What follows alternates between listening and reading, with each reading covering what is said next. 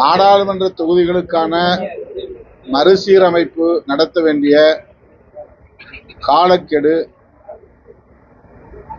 முடிந்ததா இல்லையா? இதற்கு அண்ணாமலை பதில் சொல்ல வேண்டும். வருகிற 2026 காலக்கெடு முடிந்துவிட்டது.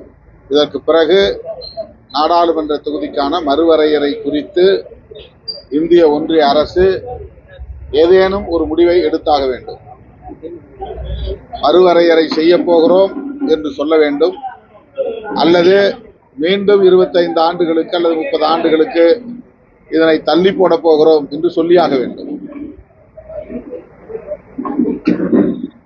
மறுவரையறைக்கான காலம் நெருங்கிவிட்ட சூழலில்தான் இது குறித்து பலரும் ஊடகங்களில் எழுதியும் பேசியும் விவாதித்தும் வருகிறார்கள். இது தமிழ்நாட்டில் மட்டும் பேசப்படுகிற ஒன்று அல்ல, திமுக மட்டும் பேசுகிற ஒன்று அல்ல. இது குறித்து பலரும் பேசி வருகிறார்கள். 1971 மக்கள் தொகை கணக்கெடுப்புக்கு பிறகு நாடாளுமன்ற தொகுதி வரையறை நடந்தது. அதன் பிறகு மிசாக் வந்ததனால்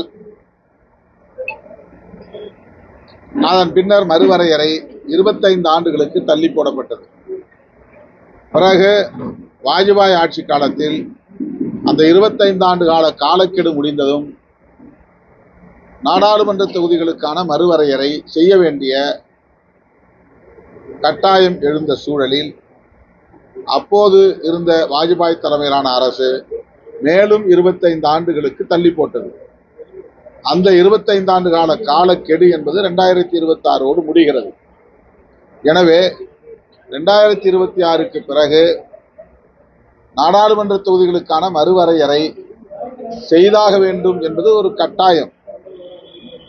செய்யலாமா வேண்டாமா என்பது குறித்து ஒன்றிய அரசு முடிவெடுப்பது தனி. ஆனால் 2026 காலக்கெடு முடிந்துவிட்டது. எனவே அதை பற்றி பேச வேண்டிய ஒரு தேவை எழுந்துள்ளது. தமிழ்நாட்டில் மட்டுமல்ல, இந்தியா முழுவதும் அரசியல் களத்தில் ஆய்வு செய்யக்கூடிய வல்லுநர்கள் இதை பற்றி பேசிக் கொண்டிருக்கிறார்கள். இந்திய ஆட்சியாளர்களும் கூட, மோடி உள்ளிட்ட பலரும் இதை பற்றி ஏற்கனவே பேசியிருக்கிறார்கள். அதன் அடிப்படையில் தான் தமிழ்நாட்டு முதலமைச்சர் இது குறித்து ஒரு விழிப்புணர்வை ஏற்படுத்தும் வகையில் எச்சரிக்கையை இந்திய ஒன்றிய அரசுக்கு தரும் வகையில் இந்த கூட்டத்தை அவர் கூட்டினாரே தவிர இது ஒரு கற்பனையான நடவடிக்கை அல்ல, திட்டமிட்டு மக்களை பீதிக்குள்ளாக்கும் முயற்சியும் அல்ல. அண்ணாமலைதான் குழப்புகிறார், வேண்டுமென்றே திசை திருப்ப பார்க்கிறார், திரிபுவாதம் செய்கிறார்.